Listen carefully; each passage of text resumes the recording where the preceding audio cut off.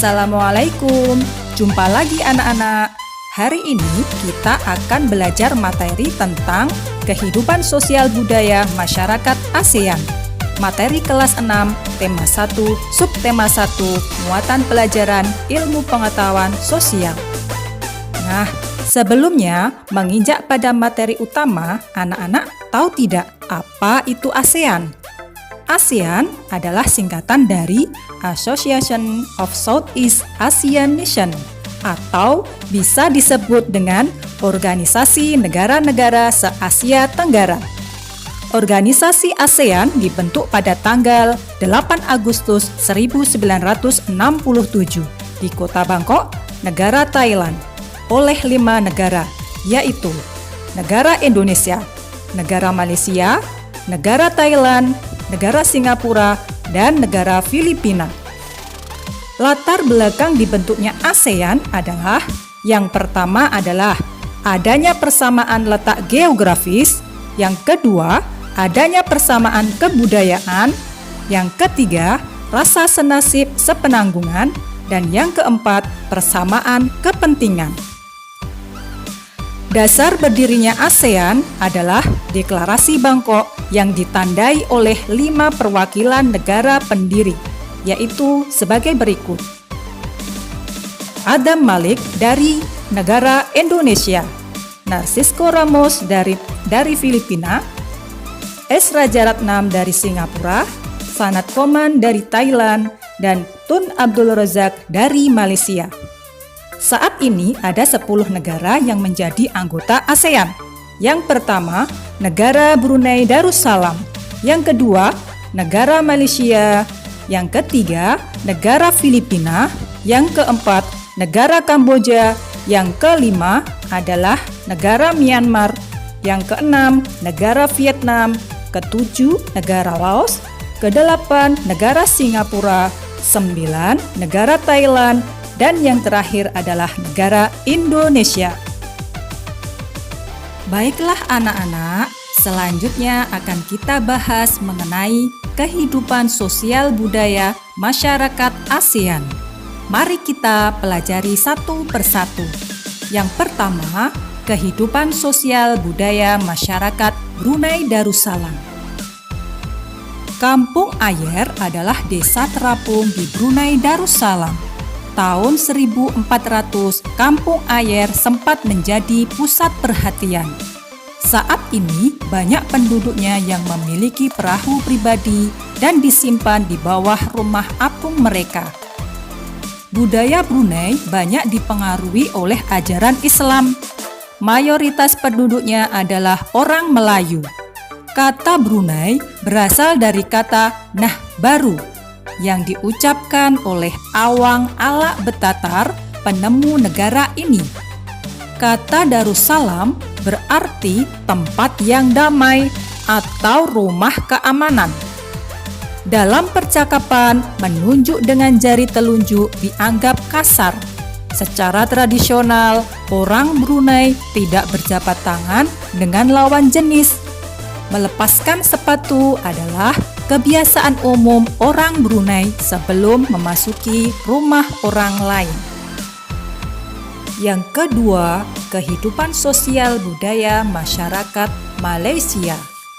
Patung Dewa Murungga di Malaysia merupakan patung berukuran 42,7 meter. Patung ini terletak di Batu Chaves, gua yang merupakan salah satu kuil Hindu di luar India yang paling populer, yang didedikasikan oleh Dewa Murungga. Malaysia memiliki kota yang bernama Georgetown, yaitu kota yang terdaftar dalam UNESCO World Heritage. Kota ini terletak di Pulau Penang. Georgetown adalah kota yang memiliki ragam jenis budaya. Banyak gedung peninggalan masa Eropa dan bangunan bernuansa Melayu Tionghoa.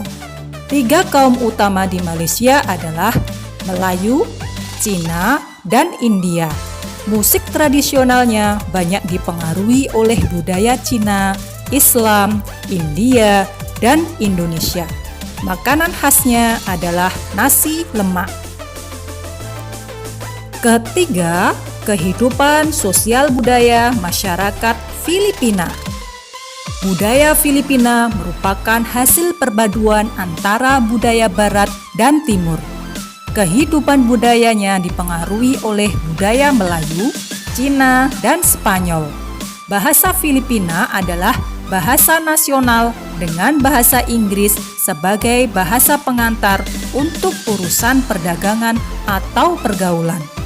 Ada 8 dialek utama yang digunakan oleh masyarakat Filipina, yaitu Tagalog, Cebuano, Ilocano, Hiligaynon atau Ilonggo, Bisol, Waray, Pampango, dan Pangasinense. O dan Opo adalah sebutan orang Filipina terhadap orang yang lebih tua. Mereka memanggilnya dengan menggunakan kata-kata seperti kuya, ate, manong, atau manang yang menunjukkan rasa penghormatan. Jabat tangan adalah bentuk salam yang paling sering dijumpai di Filipina. Tarian Tinikling merupakan tarian masyarakat Filipina. Tarian ini menceritakan tentang burung tinikling yang berjalan melompat menghindari perangkap bambu petani padi. Keempat, kehidupan sosial budaya masyarakat Kamboja. Banyak candi di Kamboja terbuat dari batu. Dewa-dewa dari agama Hindu dan Buddha terukir pada tembok. Tari Apsara lahir pada 2000 tahun lalu. Relief tarian banyak ditemukan di bangunan-bangunan keagamaan di Kamboja. Orang Khmer mengenakan syal kotak-kotak yang disebut rama. Pria dan wanita Khmer mengenakan bandul Buddha pada kalungnya. Tujuannya adalah untuk menjaga dari roh jahat dan membawa keberuntungan. Makanan terkenal Kamboja adalah cha, yang berarti tumisan. Kelima, kehidupan sosial budaya masyarakat Myanmar. Myanmar disebut sebagai negara 1000 pagoda. Hal ini disebabkan karena sangat mudah menemukan kuil-kuil suci Buddha. Mayoritas penduduk Myanmar adalah keturunan Tibet. Bahasa yang digunakan adalah bahasa Burma. Pakaian tradisional Myanmar yang disebut longyi mirip sarung Indonesia. Namun, kain ini membelit bagian tubuh mereka mulai dari perut hingga betis. Longyi yang berbahan kain katun bukan saja dikenakan pria dewasa, namun juga anak-anak dan wanita. Keenam, kehidupan sosial budaya masyarakat Vietnam. Permainan menangkap jangkrik dengan mata tertutup adalah permainan tradisional anak Vietnam. Anak yang berada di tengah lingkaran matanya ditutup kain, menangkap salah satu teman dan menebak namanya.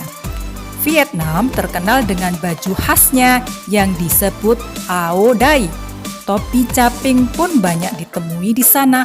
Orang Vietnam gemar duduk di dingklik, yaitu kursi yang sangat pendek.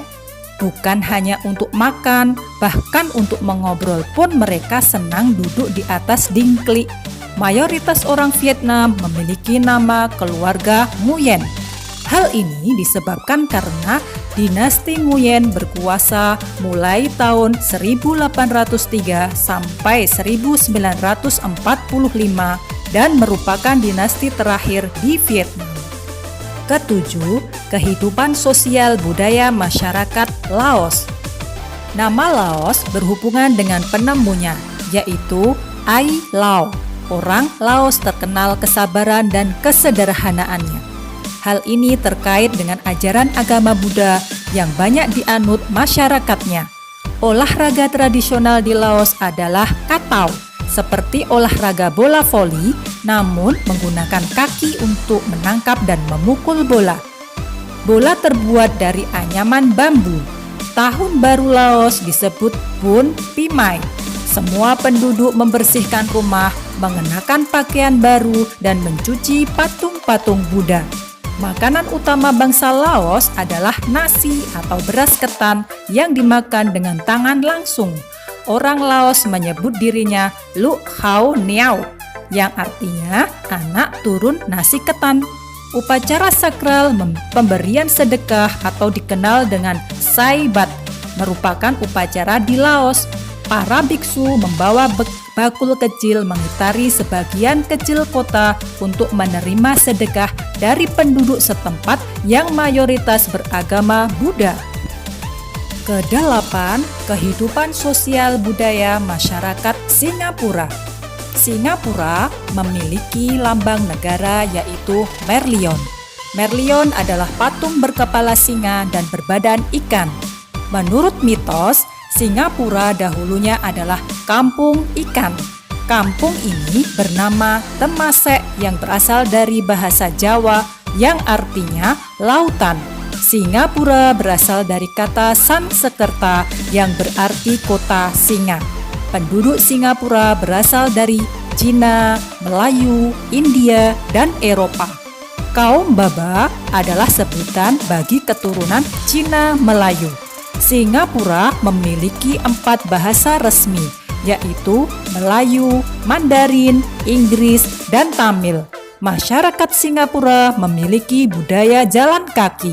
Sekitar 80% masyarakatnya memilih untuk berjalan kaki kemana-mana. Hal ini disebabkan harga kendaraan, yaitu mobil dan bahan bakar sangat mahal. Kepiting cabai adalah makanan yang sangat digemari masyarakat Singapura. Kesembilan, kehidupan sosial budaya masyarakat Thailand.